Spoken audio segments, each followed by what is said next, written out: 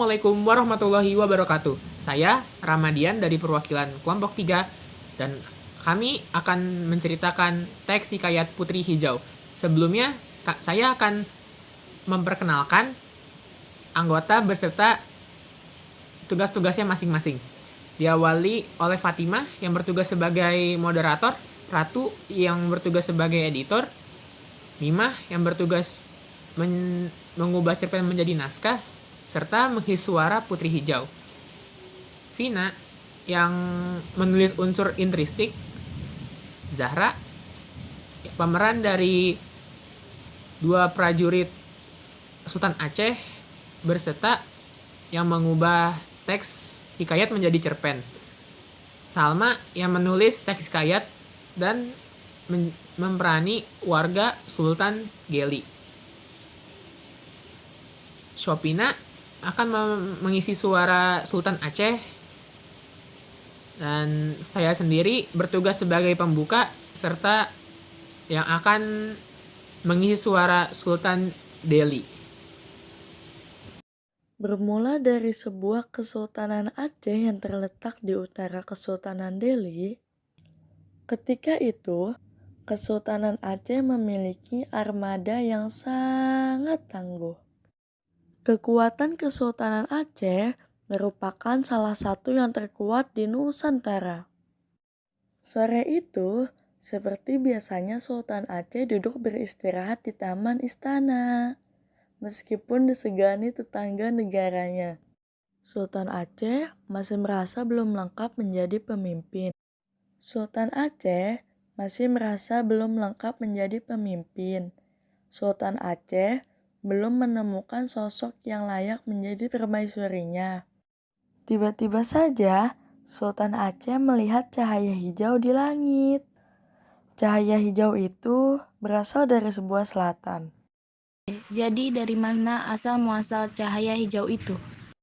Kalian berdua selidiki asal muasal cahaya hijau itu. Siap ya mulia. Dua prajurit Kesultanan Aceh itu segera menuju ke arah selatan melacak asal muasal cahaya hijau. Hingga sampailah kedua prajurit Aceh itu ke wilayah Kesultanan Delhi. Sesampainya di Kesultanan Delhi, dua prajurit Aceh itu segera bertanya kepada seorang warga yang ditemuinya.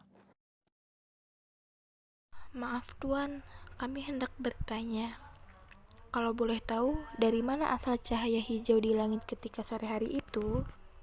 Itu berasal dari Putri Hijau. Siapa Putri Hijau itu? Putri Hijau adalah anak ketiga dari Sultan Delhi. Setelah mengetahui asal muasalnya cahaya hijau itu, dua prajurit Aceh segera kembali ke istana dan melaporkan pada Sultan Aceh. Ya mulia, cahaya hijau itu ternyata berasal dari Putri Hijau. Putri Hijau? Benar ya mulia, Putri Hijau adalah putri dari Sultan Delhi. Sepertinya aku sudah mengetahui siapa yang akan menjadi permaisuriku. Walaupun belum pernah bertemu dengan Putri Hijau, namun Sultan Aceh merasa sudah yakin menjadikan Putri Sultan Delhi sebagai permaisuri. Rombongan besar kapal-kapal Kesultanan Aceh pun berangkat menuju Kesultanan Delhi.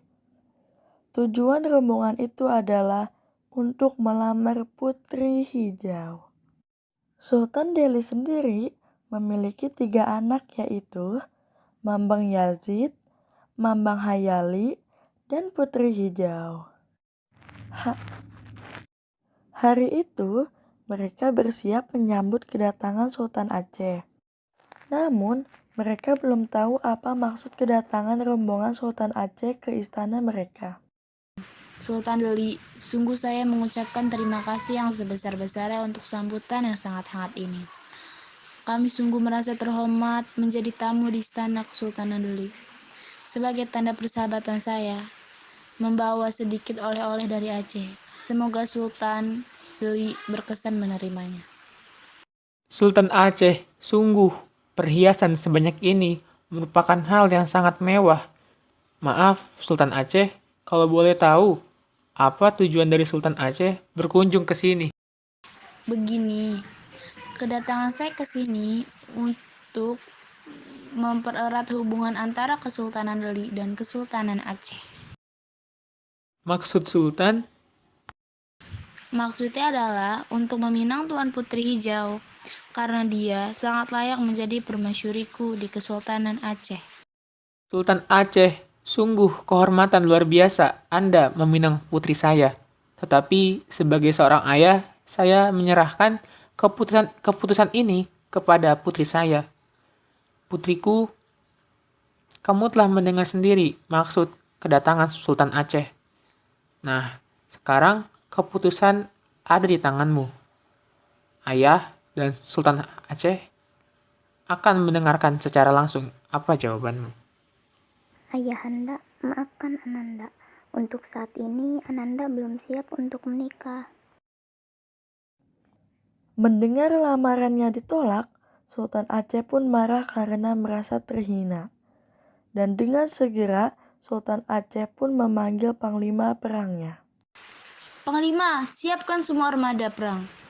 Serang Kesultanan Delhi sekarang juga. Perang pun pecah seketika tembakan meriam dari prajurit Aceh, seolah tanpa henti menghujani benteng ketahan Delhi. Benteng pertahanan Delhi tidak mampu bertahan lama. Pelan, tapi pasti para prajurit Aceh semakin mendekati benteng dan berhasil masuk. Terjadilah pertempuran yang sengit dalam benteng. Sementara itu, di dalam istana Kesultanan Delhi, Anak-anakku, sepertinya kita tidak bisa bertahan lebih lama lagi. Putriku, jika nanti kamu tertawan, mintalah agar dimasukkan ke dalam kotak kaca. Selain itu, minta 9 butir telur dan segenggam beras.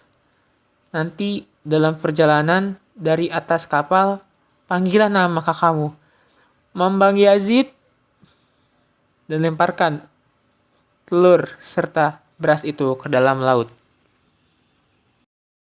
setelah berpesan kepada putrinya, Sultan Delhi pun menghilang entah kemana.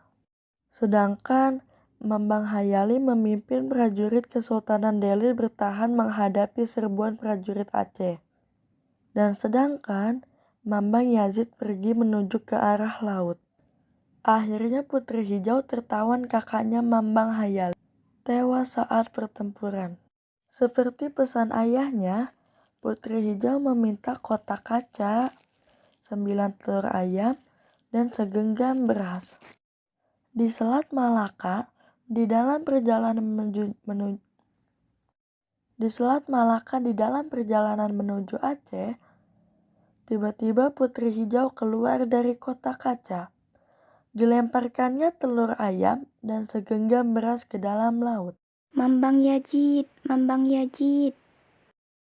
Tidak lama kemudian, seekor naga besar muncul dari dalam lautan. Sultan Aceh sangat terkejut. Karena tidak hanya naga besar mendekat di kapalnya, tetapi naga itu juga membawa Putri Hijau. Sang Sultan tidak bisa berbuat apa-apa untuk menghentikan naga itu. Sultan Aceh pun menyesal. Terima kasih.